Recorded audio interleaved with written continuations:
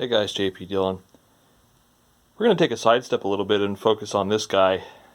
This is not really sure how old it is, probably early 1960s, probably 60 or 61 Zenith suitcase stereo record player. And I got this from a customer that really just kind of bailed out on it. He didn't really want anything to do with it. So I figured we would go through it and see if we can get it going.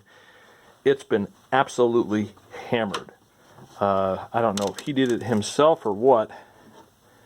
We can see here that overall it's maybe about a 7 out of 10 cosmetic wise. Here's your little 45 adapter, which is stuck to the shaft. That can't be good. The most disturbing thing about it really is the stereo mono switch is missing. And also, where's the cartridge? And where's the tone arm? Or tone arm wiring? No tone arm wiring. It's like gone. It's been ripped out. Not even a little stub sticking up there. So that's, yeah, not looking forward to knowing what's happening there. So as you can see, the speaker separates, and the wires here. Looks like we've still got the plug and everything here, although it's kind of dilapidated. You've got your tone, volume, and remote volume. So basically this is left channel, right channel. So this makes it kind of an entry-level model. It probably means that it's a one-tube wonder. In fact, we can probably remove this plate and take a look down inside. Those are the two screws to service the tubes, and we'll see what we're up against. I'm betting it's probably a 35W4 and 250C5s.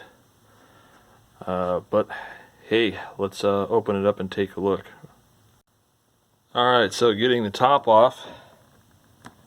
Let's look down in here and see what this is.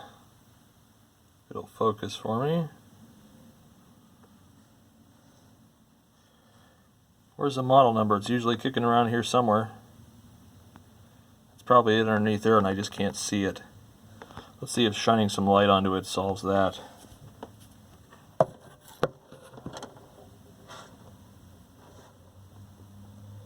Yeah, that's been obliterated. Well, it looks like they're using 250 EH5s and a solid state rectifier. Tubes are missing. That's great.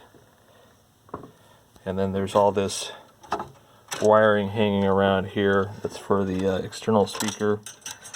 Oh man, that's been cut. And then we've got wiring for the internal speaker that looks like it's been cut too, which would go right up to the output transformer there. So this thing's really been hammered.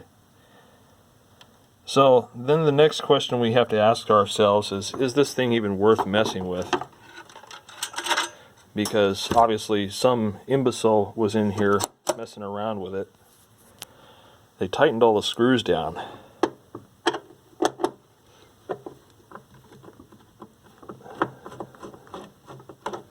Or maybe there are no springs on this one. That seems odd. Normally these would be spring loaded.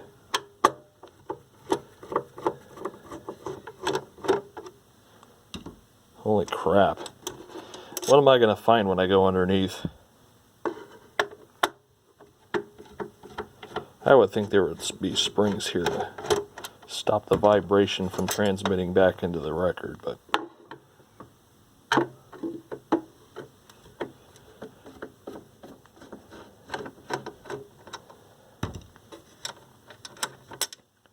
okay, what's underneath?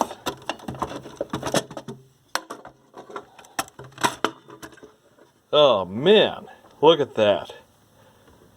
So this is a VM changer, but as you can see there are parts missing. He's robbed the main slide assembly here. The record trip assembly that sits here is gone. Tone arm wiring's gone. We knew that. Motor is mostly frozen. It turns ever so slightly if you force it. This is pretty sticky. This is pretty bad. Wow, and then you've got this.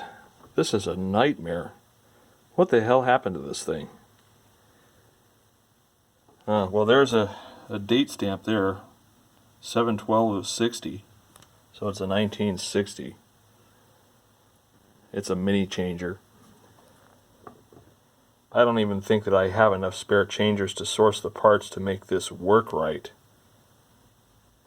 And then our center, our spindle activator is missing here too. Whew, that's nuts.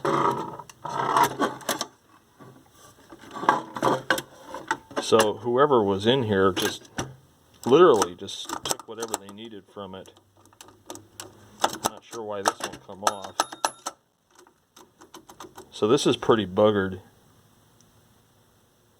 Now one thing I could do, since this thing is already just hammered, is I could just drop another changer in if I have one. This is a mini changer though, so I don't know if I have one that'll fit. It's just a mess. Ugh. But at the same time, it's kind of cool looking. But it's a shame. Somebody just went in there and started hacking things, and there are so many unknowns. It's like you could replace the tubes and you could rewire everything up. But why would the dude cut the transformer wire? I mean, he literally... There's a red wire sticking out. If we go over here. There's a red wire sticking out of the primary here, but the other one's gone. And you could tell that's where it came from. That's the blue wire there. It's just totally trash. What was this guy thinking? Or, I guess he wasn't. Oh, man. Yeah, we don't know if the speakers are any good. I mean, I could do something like put a little cheap amp in here and change out the record player to something a little more modern, just so that it would work. But that's a hell of a lot of effort for something that's very minimal. One tube wonder would mean that I would have to put an FET stage in behind the 50 EH5s, and then I'd have to find an output transformer that would work for that speaker there, and then who knows what else is going on with this amplifier that he robbed the tubes, what I'll find when I take that apart. So that's why it was free. So yeah, what should I do with this thing? Should I try to fix it, or should I just shit can it? I'm really tempted to just toss it. But at the same time, a part of me says, this thing used to be really cool, maybe we can make it work again. But ugh. Yeah, I don't know. What do you guys think? Anyway, post in the comments, do whatever. It's a side project. Might get to it, might not. In any case, thanks for watching.